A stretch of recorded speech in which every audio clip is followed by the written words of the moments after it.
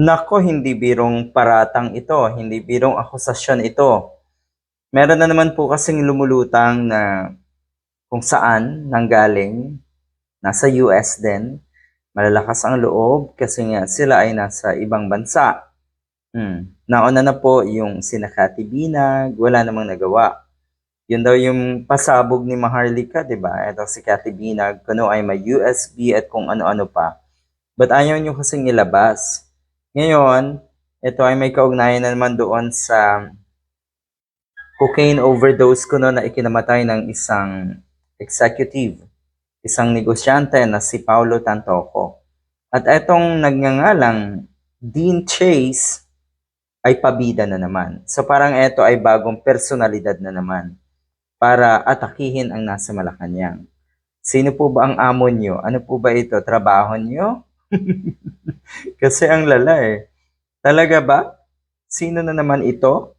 Kasi hindi umobra si Cathy Binag, 'di ba?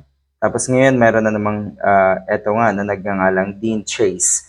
Na sa tingin ko ay desperado rin sa buhay. Kaya nagpapagamit na naman sa mga Duterte. Sa tingin ko Oh, ayan. Ang sabi niya, yung akusasyon na ito ay matindi to malala ito. Sige lang.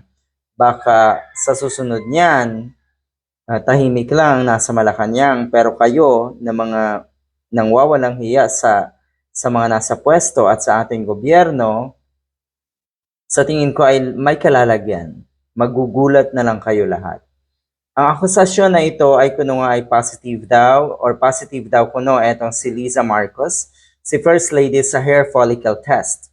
Yan ay ayon daw dito kay Dean Chase. Ang sinasabi, ito yan, Liza Araneta Marcos positive of cocaine when she and her entourage were tested. When the Rostans heir Paulo Tantoco died of cocaine overdose at their Beverly Hills Hilton in Los Angeles. CA, snorting party in March 4 to 8, 2025. We, the Filipino people, want to know all those. Anyway, kung ano man, medyo mahirap. Talaga lang, lahat daw na naandun sa party na yon ay positive sa cocaine. Nagkaroon daw ng testing lahat ng naandun. Uy, mag-test kayo dahil sa tingin namin ay cocaine overdose ang ikinamatay neto. Kailan-kailan lang ba lumabas yung cocaine overdose? At lahat ng yan ay pamang kasinungalingan itong mga DDS. Ang totoo, effect of cocaine. Ang isa sa or ang sanhi na kaya namatay there was an effect of cocaine pero ang ikinamatay talaga ay hindi dahil sa overdose.